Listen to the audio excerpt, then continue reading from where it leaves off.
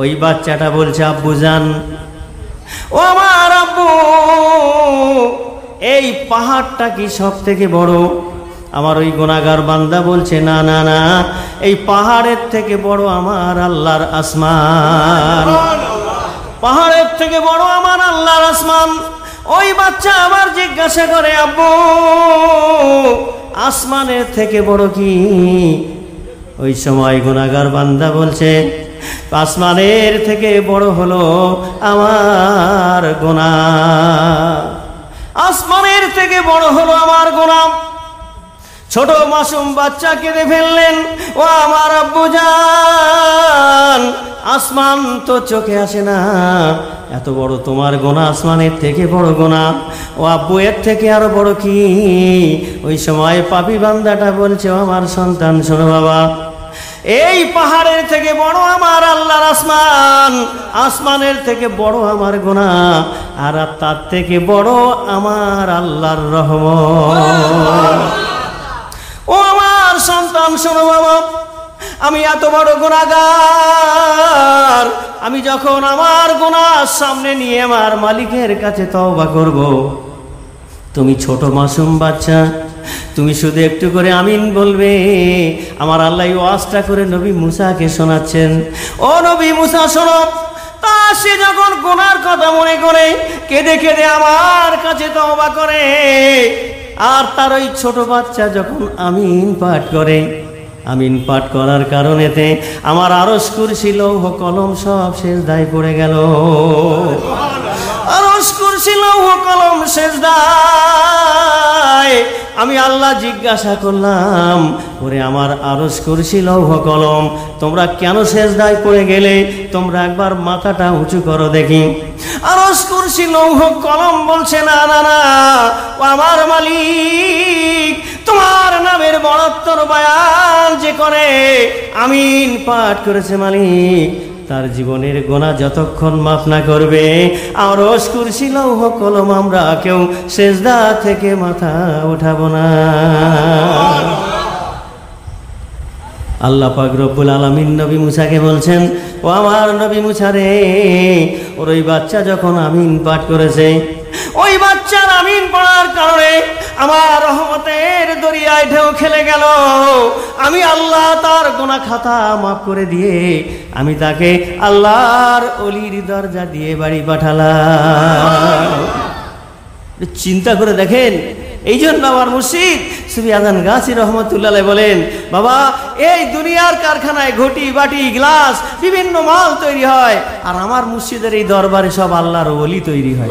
শয়তান এমন প্রবঞ্চনা দিয়ে নারীদেরকে কবজা করে ফেলেছে, বলছে, ওরে মর্জিনার মা, প্রতিবেশীর বিবি, কিন্তু সে আরেক ভাবিকে বলছে, ভাবি, তোমার স্বামী তো ওই রাজমিস্ত্রির কাজ করে, পাথর মিস্ত্রির কাজ করে, কার্পেন্টারের কাজ করে, প্যারিস পুট্টির কাজ করে, সপ্তাহে একদিন বাড়িতে আসে, তো তোমাকে তো ভালো কাপড় দিতে পারে না, তোমার ভালো ঘরের ছাউনি নেই, একটু অ্যাডজাস্টার লাগাতে হবে না, ঘরে একটু ভিতটা দিতে হবে না।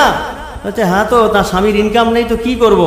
দৌড় বোকা, সোমবার দিনকে আমাদের বন্ধন কোম্পানির ম্যানেজার আসবে, ভালো একটা শাড়ি পরে তুমি ওখানে যাবে, আমি ওর সঙ্গে তোমায় লিঙ্ক করে দেব।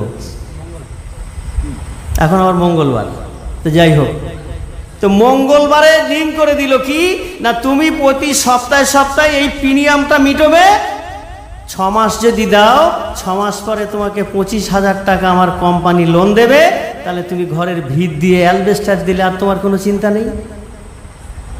হারাম টাকায় বিল্ডিং বানিয়ে যদি যায় নামাজ কিনে নামাজ পড়া হয়, ও ঘরে নামাজ কোথায়? আছি গো ভাই, চলে গেল রমজান, করেছি রোজা, খেয়েছি ইফতার সেহরি, কিন্তু কি মাল খেয়েছি একবারও ভাবি না। ও রোজা কবুল হয়েছে কিনা, ও সেহরি কবুল হয়েছে কিনা। আমিরুল মুমিনিন হযরত ওমর ফারুক রাদিয়াল্লাহু তাআলা আনহু ঈদের দিনেতে তিনি তার কামরার মধ্যে ঢুকে গিয়ে জানালা দরজা খানা বন্ধ করে দিয়ে আমিরুল মুমিনিন এত কান্না রোনাজারিতে পড়ে গেল। ঘরের ভেতর থেকে আওয়াজ ভেসে আসছে, একটা দিকের মধ্যে পানি দিলে যেমন আওয়াজ হয়, আমিরুল মুমিনিন ঠিক এমনি করে তার ঘরের মধ্যে কান্নাকাটি করে। আল্লাহর নবীর সাহাবী হযরতে আবু হুরায়রা রাদিয়াল্লাহু তাআলা আনহু চলে গেলেন।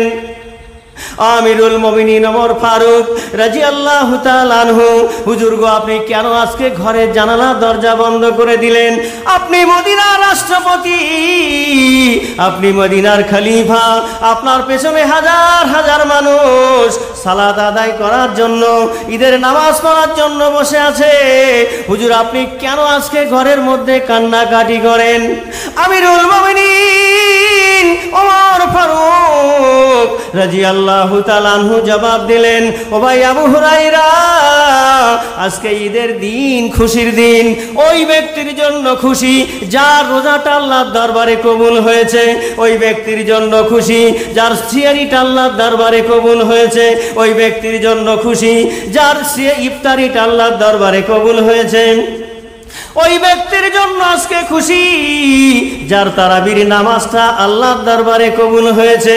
আমি আমিরুল মুমিনিন, আমার রোজা, আমার সিয়ারি, আমার ইফতারি, আমার তারাবির নামাজ আমার আল্লাহর দরবারে কবুল হয়েছে কিনা আমি আমিরুল মুমিনিন এই চিন্তায় আমি ঘরের মধ্যে কাঁদি। সুফিয়া জান গাজী রাহমাতুল্লাহ আলাইহির দরবারে একজন ব্যক্তি চলে আসলো, হুজুর আমি মুরিদ হতে চাই। কামেল মুর্শিদ বলছে, বাবা, মুরিদ হতে গেলে তোমায় বিনা কাজায় নামাজ পড়তে হবে, এই কোরআনের ওজিফা পড়তে হবে, হালাল খানা খেতে হবে, তাকওয়া পরেজগারি তোমার করতে হবে। ওই ব্যক্তি বলছে, হুজুর আমি নামাজ পড়বো, কোরআনের ওজিফা পড়বো, হালাল খাবো, তাকওয়া পরেজগারি করব, কিন্তু একটা কাজ করার পারমিশন দিতে হবে। কামেল মুর্শিদ সুফি আজান গাজী রহমতুল্লাহ আলাইহি বলেন, সেই কাজটা কি বাবা? হুজুর ওই সন্ধ্যাবেলায় আমি একটু রঙিন পেপসি খাই। কি খাই? রঙিন পেপসি, বোঝেন তো আপনারা? আজ মুসলমান কোথায় নেমে গেছে, কোথায় নেমে গেছে? সুফি আজান গাজী রহমাতুল্লাহ আলাইহি বলছেন, বাবা ওই রঙিন পেপসি কি তুমি ছাড়তে পারবে না? না হুজুর, ওটা যদি আমি না খাই আমার শরীর ঠিক থাকে না। যাও, যদি ওই রঙিন পেপসি খাওয়া ছাড়তে তুমি না পারো, আমার সামনে যেন খেও না, আমার সামনে খাবে না। বাড়িতে চলে গেছে, খুব খুশি। আরে মুর্শিদ তো বাগমারি, আমি তো, এটা কি জায়গাটা কি? শালুকা। আমি তো এই শালুকাতে, তা আমি এখানে যদি খাই তো মুর্শিদ দেখবে কি? কি করে দেখবে? না না, ইম্পসিবল, কখনোই সম্ভব নয়। রাসূল সাল্লাল্লাহু আলাইহি ওয়াসাল্লাম বলছে, ইত্তাকু ফিরাসাতিল মুমিন, এই খবরদার, ওই মুমিনের অন্তর্চক্ষু থেকে তোমরা হুঁশিয়ার হয়ে যাও। কেন? ইয়ানজুরু বিনুরিল্লাহি তাআলা, আল্লাহ তাআলা তার সিনার মধ্যে নূর দান করেছে। সুবহানাল্লাহ। তুমি কলাঘাটে কেন? ব্যাঙ্গালোর, হংকং, চিকাগো, থাইল্যান্ড, পৃথিবীর এশিয়া মহাদেশের যে কোনো প্রান্তে তুমি থাকো না কেন, ওই মুর্শিদের ইমানের নূর তোমাকে দেখতে পায়। সুবহানাল্লাহ। তো সহজ না? এরকম কামিল ওলি আল্লাহকে আল্লাহ বলছে, অকুনু মা সাদিকিন, তারাই হলো সত্যবাদী। তুমি ওয়াজ করে টাকা কামাই করবে, কার মাল খাচ্ছ, হলারে দিচ্ছ, একবারও ভেবে দেখো না? ধান, গম, চিনি, ডাল, চাল সব এক মেশিনে দিয়ে পেশাই করে দিচ্ছ। হ্যাঁ, এরকম আছে না নেই? ও আমার ভাইজানেরা, ওই ব্যক্তিটা বাড়িতে চলে গেল, সারাদিন নামাজ পড়লেন, ওজিফা পড়লেন, এশার নামাজ কমপ্লিট হয়ে গেল। এবার তার বাড়ির দাসীকে বলছেন, একটা পেয়ালায় করে এবার একটু রঙিন পেপসি নিয়ে এসো। পেয়ালায় করে যখন রঙিন পেপসিটা আনা হলো, ওই পীর ভাইয়ের হাতে যখন দেয়া হলো, ওদের পীর ভাই কেন, যে কোনো মানুষের সামনে যখন খাবারটা দেয়া হয়, আপনার খাবারের আগে আপনার নজরটা খাবারে যায় না? যায় না? আগে নজর যায় না? তো সেই নজরটা চলে গেল পেয়ালার মধ্যে। যেই পেয়ালার মধ্যে চলে গেল, ও আমার ভাই জানেরা, কামেল মুর্শিদ কাকে বলে, তার নজরটা যখন ওই পেয়ালায় পড়লো, ওই পেয়ালার মধ্যে আমার মুর্শিদের ছবি দেখতে পায়। বলছে, কি দেখছি রে বাবা? আরে যে মুর্শিদকে বাগমারি দেখে এলাম, সে পেয়ালার মধ্যে। জোরে বলবেন না সুবহানাল্লাহ? মানে এই পেয়ালাটা মনে হয় কোনো সমস্যা হয়েছে, চেঞ্জ কর। পেয়ালার সমস্যা হয়েছে? চেঞ্জ কর। পেয়ালা চেঞ্জ করে এনেছে, আবার সেই একই কন্ডিশন। বলছে হবে না, জায়গা চেঞ্জ কর।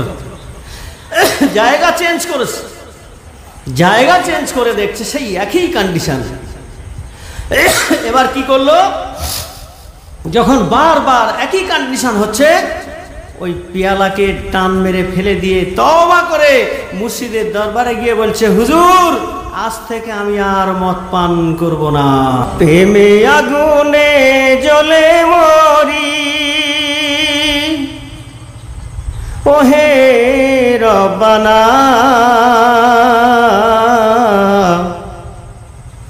আমি যাহার প্রেমের পাগল, সে তো মদিনায়। আল্লাহুম্মা সাল্লি আলা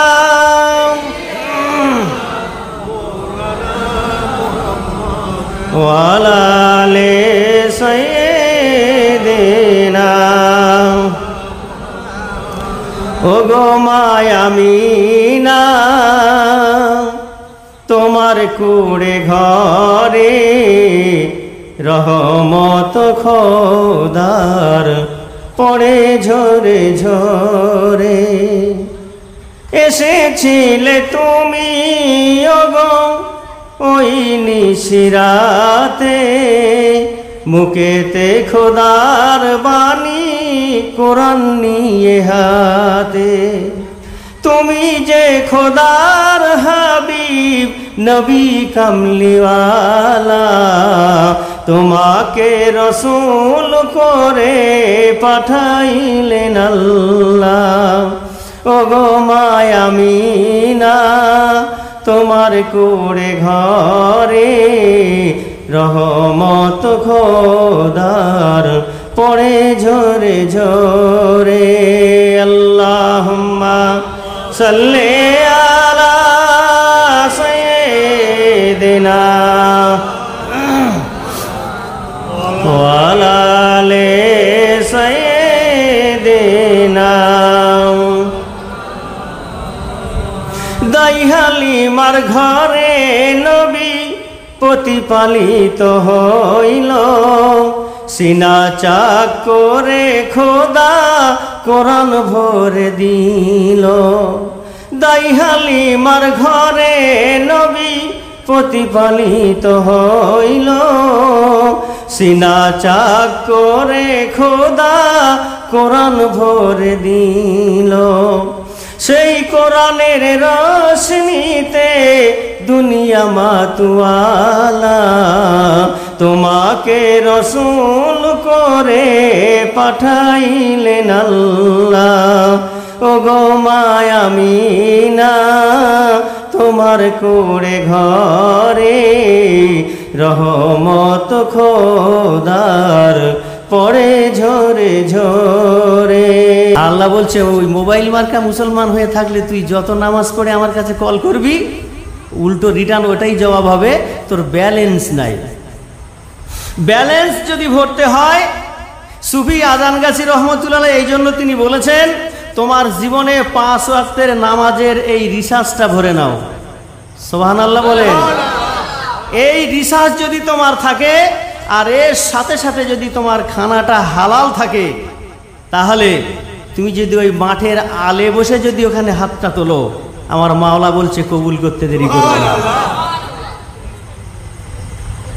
ও আমার ভাই জানেরাম, আল্লাহওয়ালা দোস্ত বন্ধুরাম, এই কোরআনের মজলিসে বসে বসে যদি একটু আজকে তওবাটা করে নেন, তওবাতুন নসুহাটা করে নেন, আল্লাহর দরবারে একটু রোনাজারিটা করে নেন। ও আমার আরশের মালিক, আমি জীবনে অনেক পাপ করেছি, আমি জীবনে অনেক অন্যায় করেছি, আমি জুলুম অত্যাচার করেছি, তোমার হুকুম পালন করতে পারি না, তোমার নবীর তরিকা মেনে চলতে পারি না, তোমার কামেল বন্ধু যারা তাদের হুকুমগুলো ঠিক করে মেনে চলতে পারি না। আল্লাহ এই কোরআনের মজলিসে বসে আমি তওবা করছি, আল্লাহ আমার তওবাটা তুমি কবুল করে নাও। ও আমার ভাইজানেরা, আমাদের জবানের কথা আমার মালিক আল্লাহ শুনতেও পারে নাও পানে, কোনো গ্যারান্টি নাই।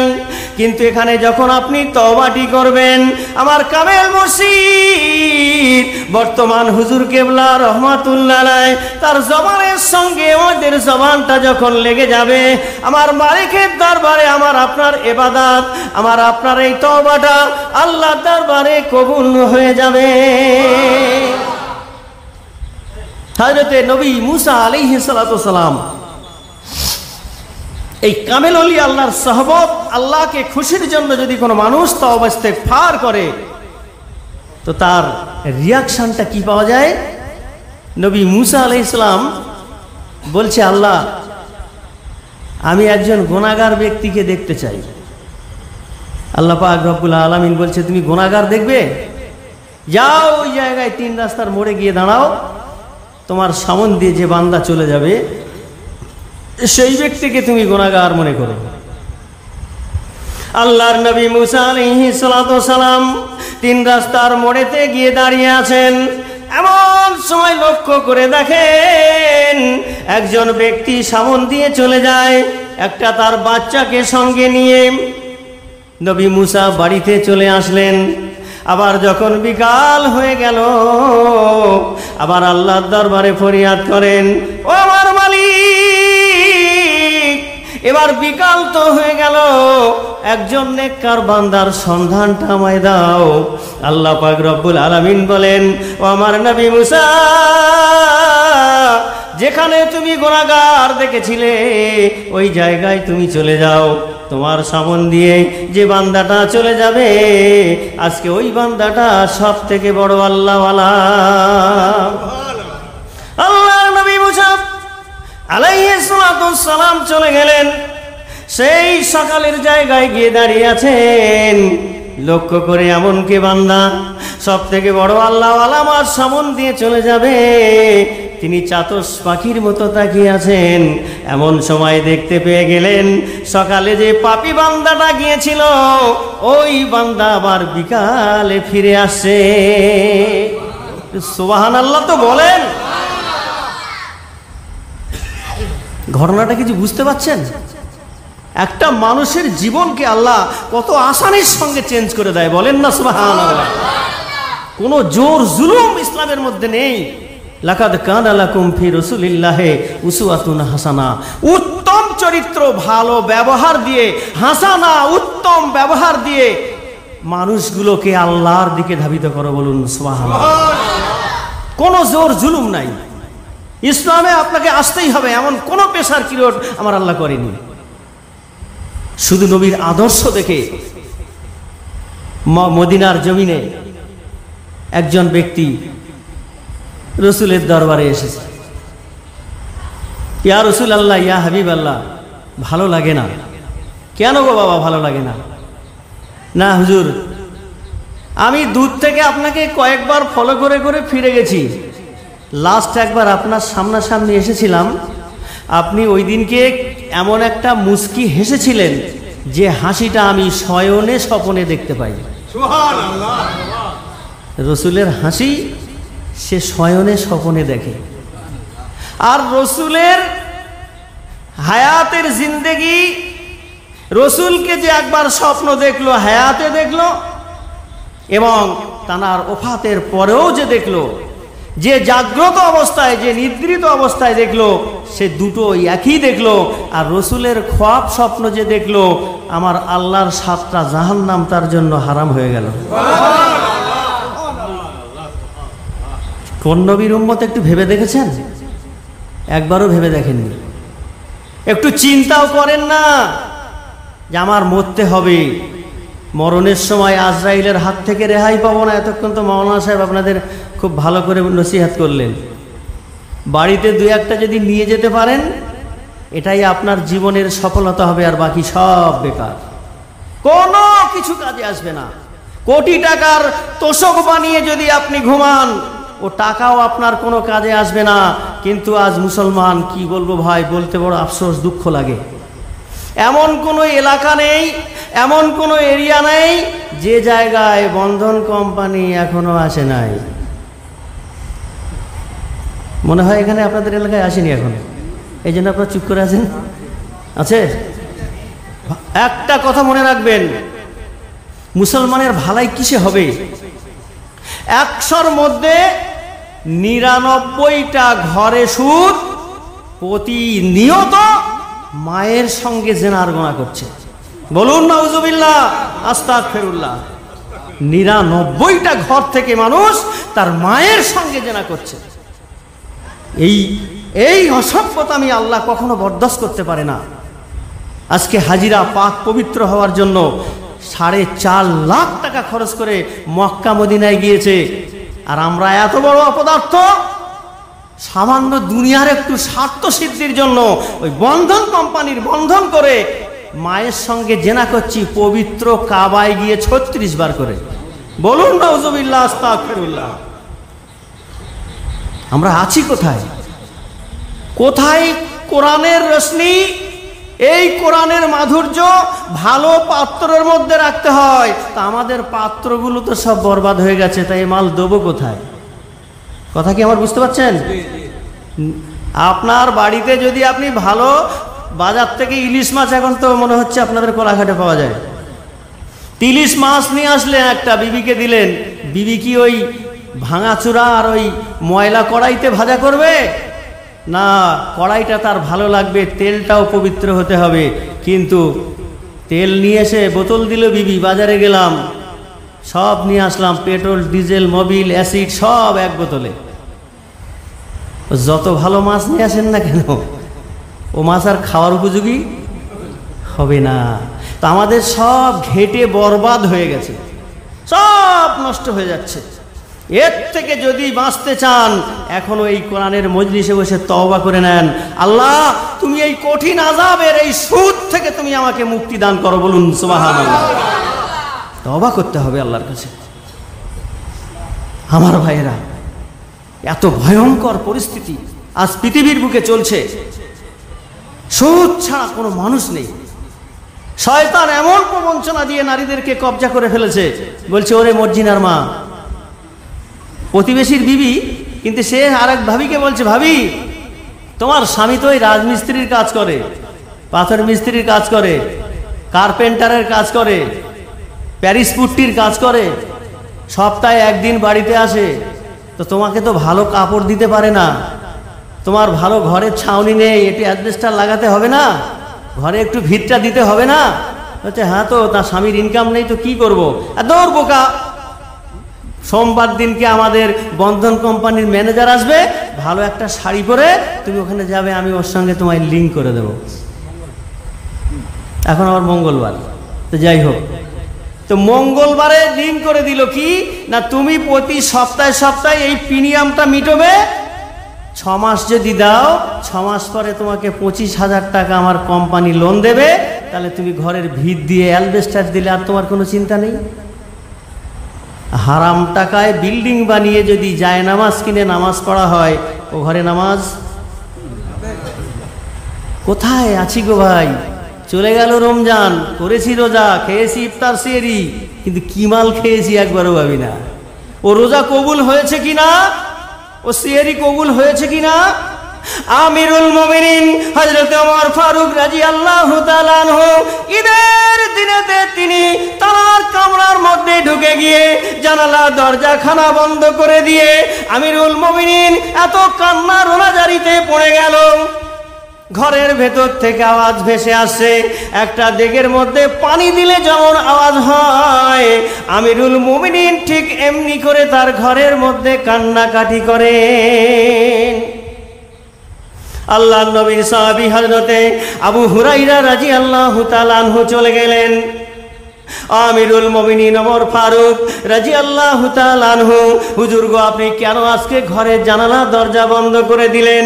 আপনি মদিনার রাষ্ট্রপতি, আপনি মদিনার খলিফা, আপনার পেছনে হাজার হাজার মানুষ সালাত আদায় করার জন্য, ঈদের নামাজ পড়ার জন্য বসে আছে। হুজুর আপনি কেন আজকে ঘরের মধ্যে কান্নাকাটি করেন? আমিরুল মুমিনিন ওমর ফারুক রাদিয়াল্লাহু তাআলা আনহু জবাব দিলেন, ও ভাই আবু হুরায়রা, আজকে ঈদের দিন, খুশির দিন।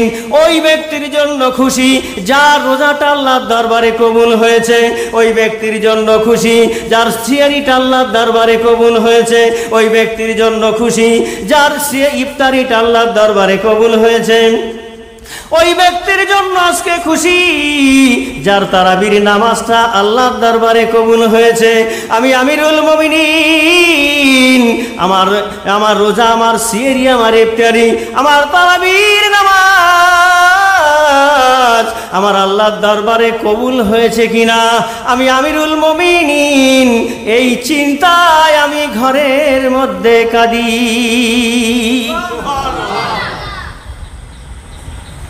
তাদের মধ্যে কি ভয় ছিল আল্লাহর?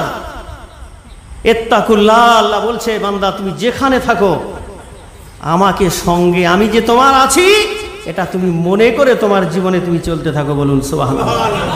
যা কিছু তুমি করবে, ইত্তাকুল্লাহ, আমি আল্লাহ আমাকে ভয় করে তুমি করবে। এই ভয় আমাদের ভিতরে নাই। এই ভয় কাদের ভিতরে? আমিরুল মুমিনিন ওমর রাদিয়াল্লাহু তাআলা আনহুর ভিতরে। বলুন সুবহানাল্লাহ। ওই ভয় সুফি আযান গাসি রহমাতুল্লাহর ভিতরে, জোরে বলুন সুবহানাল্লাহ। ওই ভয় উসমান হারুনি রহমাতুল্লাহর ভিতরে, জোরে বলুন সুবহানাল্লাহ। ওই ভয় খাজা গরিবে নওয়াজের ভিতরে ছিল, জোরে বলুন সুবহানাল্লাহ। ওই ভয় আব্দুল কাদের জিলানী রহমাতুল্লাহর ভিতরে ছিল, বলুন সুবহানাল্লাহ। এই ভয় तमाम আউলিয়াদের ভিতরে ছিল, বলুন সুবহানাল্লাহ। আর যার কারণে তাদের দ্বারাতে আল্লাহর দ্বীন তাম পৃথিবীতে ছড়িয়ে গেছে। তারাই প্রকৃত মুমিন, তারাই হচ্ছে ইমানদার।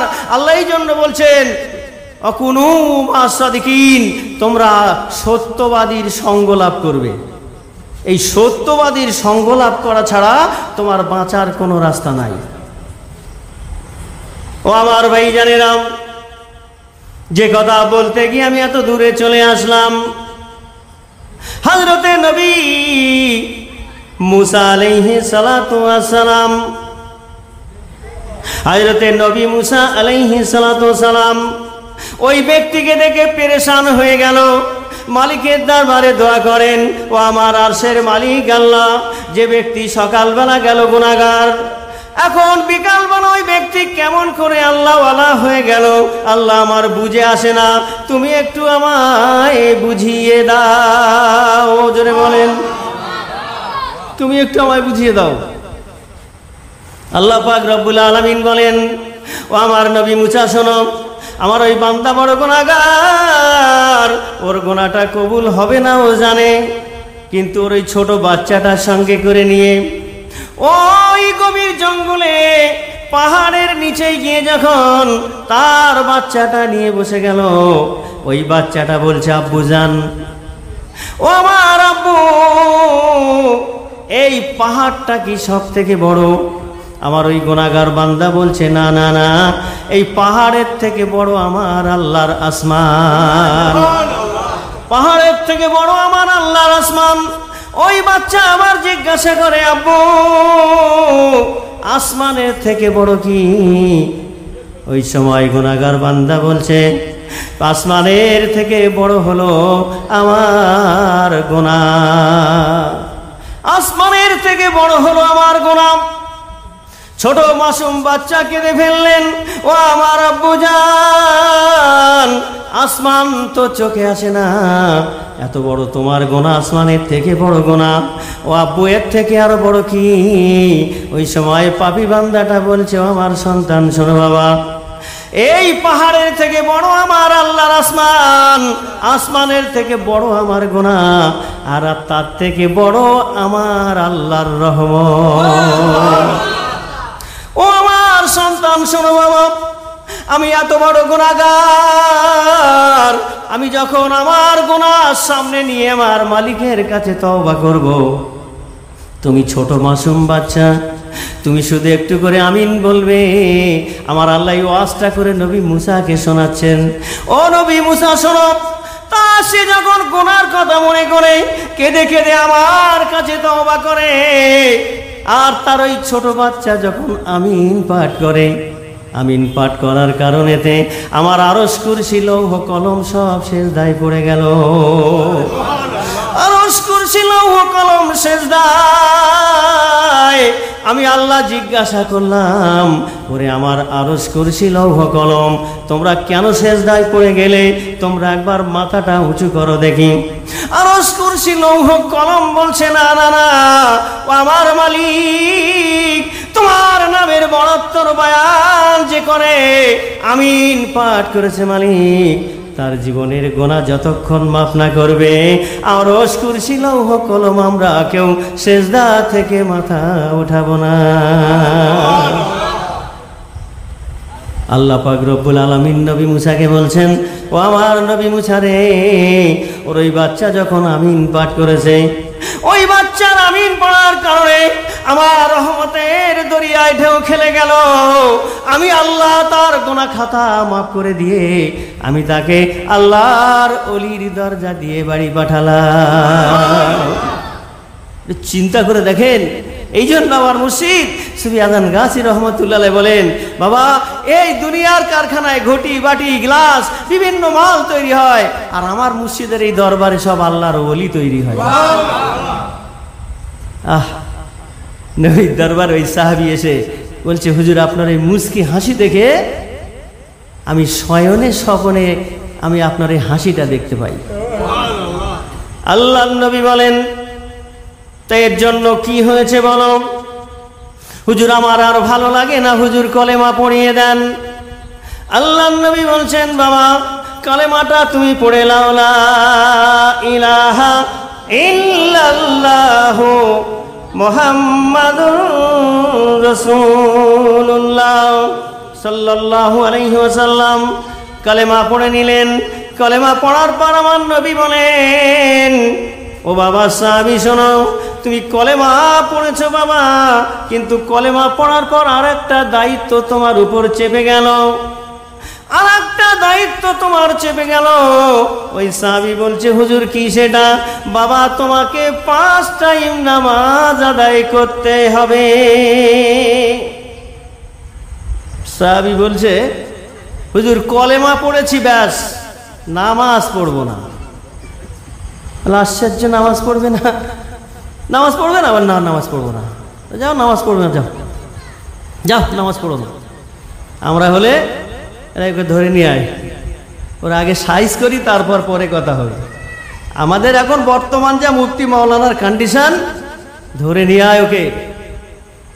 এটা রসুলের আদর্শ, কামেল মুর্শিদের আদর্শ। বলছে তুমি নামাজ পড়বে না? বলেন না পড়বো না, যাও চলে। হঠাৎ একদিন আবার এসে উদয় হয়েছে, ইয়া রাসূলুল্লাহ ইয়া হাবিবাল্লাহ, কি ব্যাপার? না হুজুর আর ভালো লাগে না। কি হবে? নামাজ পড়বো। জোরে বলুন, নামাজ পড়বে? তা নামাজ পড়তে গেলে তো ওযু করতে হবে। এই বায়ান তো মাওলানা করছিলেন, পাক পবিত্রতার বায়ান করছিলেন। নামাজ পড়তে গেলে তো ওযু করতে হবে, না ওযু করবো না। কি ঝামেলা দেখেন। এদিকে কলেমা পড়েছে বলে নামাজ পড়বো না, যদিও বলে নামাজ পড়বো, এবার বলছে আর ওযু করবো না। আচ্ছা ওযু ছাড়া নামাজ হবে? কি সমস্যা? আচ্ছা তুই ওযু করবে না? আচ্ছা ঠিক আছে, যা ওযু করো না। আবার একদিন এসছে, ইয়া রাসূলুল্লাহ, এসে দেখে সব সাহাবীরা ওযু করে মসজিদে নববীতে যাচ্ছে নামাজ পড়তে। হযরত আলী এবার ওযু করছে। তা আমরা ওযু করতে গেলে এই পর্যন্ত ধুইতো, সে আলী ধুচ্ছে এখান থেকে। এখন ও দাঁড়িয়ে দাঁড়িয়ে বলছে, ভাই আলী, সবাই এক কন্ডিশনে ওযু করে গেল, তোমার ভিন্ন হলো কেন? হযরত আলী রাদিয়াল্লাহু তাআলা আনহু বলছে, ভাই একদিন রসুলের সামনে বসেছিলাম, আল্লাহ রসুল বলছে আমার উম্মতি যারা হবে তাদের ওযু যেখান থেকে করবে ওই স্থান থেকে হাসরের মাঠে নূর চমকাবে। যা নামাজ যদি না পড়ে কেউ কবরে যান তাহলে নূর পাবেন? কুরবান যাই এরকম মুর্শিদের উপর, যিনি বিনা কাজায় 5 ওয়াক্তের নামাজ আমাদের আদায় করাচ্ছে। হ্যাঁ, মায়েশা সিদ্দিকা রাদিয়াল্লাহু তাআলা আনহা বলছে, ইয়া রাসূলুল্লাহ, আপনার কোটি কোটি উম্মতকে আপনি হাসরের মাঠে কি করে চিনবেন? রসুল বলছে, আয়েশা তুমি জানো না, 1000 ঘোড়ার মধ্যে যদি একটা কপাল চিতে সাদা ঘোড়া থাকে চেনা যাবে না? যাবে না? মায়েশা সিদ্দিকা রাদিয়াল্লাহু তাআলা আনহা বলছে, হুজুর তা তো চেনা যাবে। তাহলে ওটাই হলো আমার উম্মতের নিশানা। তারা ওযু করবে 5 টাইম, যেখানে যেখানে ধৌত করবে ওই জায়গা দিয়ে নূর চমকাবে। আলীর এই কথাটা শুনে ওই সাহাবী বলছে, তাই রসুল বলেছে? ওই সময় ওই সাহাবী তখন বলছে, ভাই আলী রে, তুমি এই পর্যন্ত ধুয়েছো, আমি চাই না চাই না চাই না, আমি 5 টাইম গোসল করে এসে নামাজ পড়ব। কেন? প্রশ্ন হলো কেন? আমার হাত লাইট হবে এটা চাই না, আমার মুখ লাইট হবে এটা চাই না, আমার গোটা বডিটা যেন লাইট হয়ে যায়। ও আমার ভাইয়ানেরা, আল্লাহ ওনার সঙ্গ লাভ করুন। রসুলের আদর্শ ছিল এটা। ওই সাহাবীকে কি সহজে কি আসানির সঙ্গে তিনি দিনের মধ্যে ডেকে নিলেন, সে নিজেও বুঝতে পারল না। আমার কামেল মুর্শিদ সুফি আজান গাজী রহমাতুল্লাহ আলাইহির দরবারে একজন ব্যক্তি চলে আসলো, হুজুর আমি মুরিদ হতে চাই। কামেল মুর্শিদ বলছে, বাবা মুরিদ হতে গেলে তোমায় বিনা কাজায় নামাজ পড়তে হবে, এই কোরআনের ওজিফা পড়তে হবে, হালাল খানা খেতে হবে, তাকওয়া পরেজগারি তোমার করতে হবে। ওই ব্যক্তি বলছে, হুজুর আমি নামাজ পড়ব, কোরআনের ওজিফা পড়ব, হালাল খাবো, তাকওয়া পরেজগারি করব, কিন্তু একটা কাজ করার পারমিশন দিতে হবে। কামেল মুর্শিদ সুফি আজান গাজী রহমতুল্লাহ আলাইহি বলেন, সেই কাজটা কি বাবা? হুজুর ওই সন্ধ্যাবেলায় আমি একটু রঙিন পেপসি খাই। কি খাই? রঙিন পেপসি বোঝেন তো আপনারা? আল্লাহ রাসূল সাল্লাল্লাহু আলাইহি ওয়াসাল্লাম বলেছেন একটা হাদিসের মধ্যে, এই শেষ জামানায় আমার উম্মতরা এত চালাক হবে না, পেপসির রং যেমন, ওরা ওই পেপসিটাকে খেয়ে নিয়ে ওর মধ্যে ওই মাল ঢুকিয়ে বলবে পেপসি খাচ্ছি, কেউ আর বুঝতে পারবে না, কালারটা তো একই রকমের। কি অবস্থা পৃথিবীতে চলছে। রাস্তায় যাই দেখি সব গেলাস আর বোতল নিয়ে পাশে বসে আছে। বিভিন্ন জায়গায় তো মসজিদ পাঠায়, যেই একটু দেখলো টুপি দাঁড়িয়েলা একটু চেপে চেপে সাইড করে গামছা দিয়ে ঢেকে নিল, কেউ আর বুঝতে পারলো না। আজ মুসলমান কোথায় নেমে গেছে, কোথায় নেমে গেছে? সুফি আজান গাজী রহমাতুল্লাহ আলাইহি বলছেন, বাবা ওই রঙিন পেপসি কি তুমি ছাড়তে পারবে না? না হুজুর, ওটা যদি আমি না খাই আমার শরীর ঠিক থাকে না। যাও, যদি ওই রঙিন পেপসি খাওয়া ছাড়তে তুমি না পারো, আমার সামনে যেন খেও না। আমার সামনে খাবে না। বাড়িতে চলে গেছে, খুব খুশি। আরে মসজিদ তো বাগবাড়ি, আমি তো, এটা কি জায়গাটা কি? শালুকা। আমি তো এই শালুকাতে, তা আমি এখানে যদি খাই তো মসজিদ দেখবে কি? কি করে দেখবে? না না, ইম্পসিবল, কখনোই সম্ভব নয়। রাসূল সাল্লাল্লাহু আলাইহি ওয়াসাল্লাম বলছে, তাকু ফিরাসাতিল মুমিন, এই খবরদার, ওই মুমিনের অন্তর্চক্ষু থেকে তোমরা হুঁশিয়ার হয়ে যাও। কেন?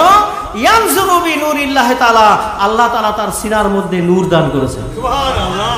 তুমি কলাঘাটে কেন? ব্যাঙ্গালোর, হংকং, চিকাগো, থাইল্যান্ড, পৃথিবীর এশিয়া মহাদেশের যে কোনো প্রান্ত তুমি থাকো না কেন, ওই মুর্শিদের ইমানের নূর তোমাকে দেখতে পায়। সুবহানাল্লাহ। তো সহজ না। এরকম কামিল ওলি আল্লাহকে আল্লাহ বলছে, অকুনু মা সাদিকিন, তারাই হলো সত্যবাদী। তুমি ওয়াজ করে টাকা কামাই করবে, কার মাল খাচ্ছ, হলারে দিচ্ছ, একবারও ভেবে দেখো না। ধান, গম, চিনি, ডাল, চাল সব এক মেশিনে দিয়ে পেশাই করে দিচ্ছ। হ্যাঁ, এরকম আছে না নেই? আপনাদের রাগ হচ্ছে নাকি? একবার দরুদ শরীফ পড়েন তো জোরে, আল্লাহুম্মা সাল্লি আলা ওয়া আলা আলি সাইয়্যিদিনা। দেখো কেমন ঈমান এনেছে আমার নবীর সাহাবারা, সে যুগের সাহাবারা। দেখো কেমন ঈমান এনেছে আমার নবীর সাহাবারা, সে যুগের সাহাবারা। হযরতে বেলাল আনিল ঈমান, হযরতে বেলাল আনিল ঈমান, পড়ে লা ইলাহা ইল্লাল্লাহ। দেখো কেমন ঈমান এনেছে আমার নবীর সাহাবারা, সে যুগের সাহাবারা। আল্লাহুম্মা সাল্লি আলা ওয়া আলা আলি সাইয়্যিদিনা। ও আমার ভাইজানেরা, ওই ব্যক্তিটা বাড়িতে চলে গেল, সারাদিন নামাজ পড়লেন, ওজিফা পড়লেন, এশার নামাজ কমপ্লিট হয়ে গেল। এবার তার বাড়ির দাসীকে বলছেন, একটা পেয়ালায় করে এবার একটু রঙিন পেপসি নিয়ে এসো।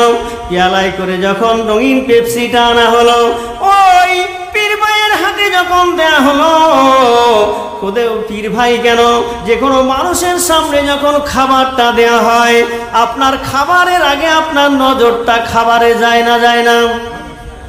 আগে নজর যায় না? তো সেই নজরটা চলে গেল পেয়ালার মধ্যে। যেই পেয়ালার মধ্যে চলে গেল, ও আমার ভাই জানেরা, কামেল মুর্শিদ কাকে বলে, তার নজরটা যখন ওই পেয়ালায় পড়লো, ওই পেয়ালার মধ্যে আমার মুর্শিদের ছবি দেখতে পায়। বলছে, কি দেখছি রে বাবা? আরে যে মুর্শিদকে বাগমারি দেখে এলাম, সে পেয়ালার মধ্যে। জোরে বলবেন না সুবহানাল্লাহ? মানে এই পেয়ালাটা মনে হয় কোনো সমস্যা হয়েছে, চেঞ্জ কর। পেয়ালার সমস্যা হয়েছে, চেঞ্জ কর। পেয়ালা চেঞ্জ করে এনেছে, আবার সেই একই কন্ডিশন। বলছে হবে না, জায়গা চেঞ্জ কর। জায়গা চেঞ্জ করেছে, জায়গা চেঞ্জ করে দেখছে সেই একই কন্ডিশন।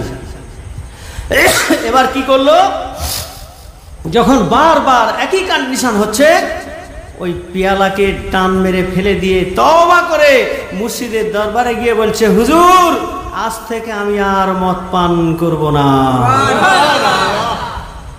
আমাদের কাছে যদি এখন এই এলাকার কেউ কোনো মসজিদের ইমাম সাহেব বা মাওলানার কাছে গিয়ে বলে, আমি নামাজ পড়বো, সব করবো, আর মদ খাওয়া ছাড়বো না, বলুন আস্তে রেখে দেবে আপনারা? কামেল মুর্শিদ একটু সামান্য একটা এমন ডোজ দিয়ে দিলেন, একটা ডোজেতে কি হলো, অবশেষে ওই ব্যক্তি ওই হাক্কানি আঞ্জুমানের খাদেম হয়ে গেল, বলুন সুবহানাল্লাহ। আর খাদেম হয়ে এই খাদেম অবস্থায় তিনি মৃত্যুবরণ করেছিলেন। কামেল ওলি, তাদের কাছে একটা হিকমতের জ্ঞান আল্লাহ দিয়েছে, হিকমা। কামেল মুর্শিদ হিকমত ব্যবহার করেন, আমাদের কাছে সেটা নেই, আমরা বুঝতে পারি না। ও আমার ভাইজানেরা, হযরতে বেলাল রাদিয়াল্লাহু তাআলা আনহুর ঈমানটা কেমন ছিল? উমাইয়া ধরে তাকে যখন জমিনে ফেলে দেওয়া হলো, জমিনে ফেলে দিয়ে 4 হাত পা টান টান করে দিয়ে পেরেক মারা হলো, বুকের উপরে পাথর চাপিয়ে দেওয়া হলো। ওরে উমাইয়া বলছেন, ওরে বেলাল, এখনো মুহাম্মাদের কলেমা ছাড়বি কিনা বল। যদি না ছাড়িস, আমার পায়ে যে বুটটা দেখতে পাও, ওই বুটের মাথায় ফাল লাগিয়ে রেখে দিয়েছি, ধারওয়ালা তরোয়াল ছুরির আগার লাগিয়ে আছে, আমি ওটা দিয়ে তোমার গোটা বডিটা আমি ছারখার করে দেব। হযরতে বেলাল রাদিয়াল্লাহু তাআলা আনহু বলেন, ওরে উমাইয়া, আমার হাতে পায়ে যখন তুমি এই রড গেঁথে দিয়েছো, আমার বুকের উপরে যখন তুমি বড় পাথরের চাই চাপিয়ে দিয়েছো, আমার নিঃশ্বাস নিতে কষ্ট হয়, এর মধ্যে দিয়ে আমি বেলাল আল্লাহর জান্নাতের সুঘ্রাণ পাই। ঈমানটা কি! হযরতে বেলালের এমন কন্ডিশন হয়েছিল, উমাইয়ার বাড়ির দাস একটা ঘরের মধ্যে বেলাল থাকে। কোন একটা সময় মক্কা থেকে রাসূল সাল্লাল্লাহু আলাইহি ওয়াসাল্লামকে বয়কট করা হচ্ছে। কি সেটা? হযরত মুহাম্মদ সাল্লাল্লাহু আলাইহি ওয়াসাল্লাম, আবু জেহেল বলছে, আমাদের রাস্তা দিয়ে হাঁটতে পারবে না, আমাদের বাজারের মাল কিনে খেতে পারবে না, বাইরে থেকে মাল নিয়ে এসে বিক্রিও করতে পারবে না, আমাদের চিকিৎসালয়ে গিয়ে রোগ হলে চিকিৎসা করতে পারবে না, আমাদের কুয়ার পানি হযরত মুহাম্মদ সাল্লাল্লাহু আলাইহি ওয়াসাল্লামকে আমরা পান করতে দেব না। কন্ডিশনটা বুঝতে পারছেন কিছু? রসুলকে এরকম ভাবে সংকুচিত করা হলো, বয়কট। অবশেষে আল্লাহ রসুল সাল্লাল্লাহু আলাইহি সাল্লাম কোনো উপায় না পেয়ে কিছু সাথী সঙ্গীদের, সাহাবা একরামদেরকে নিয়ে তিনি মদিনার একটা পাহাড়ের উপরে গিয়ে তিনি বসবাস করতে লাগলেন। বলুন সুবহানাল্লাহ।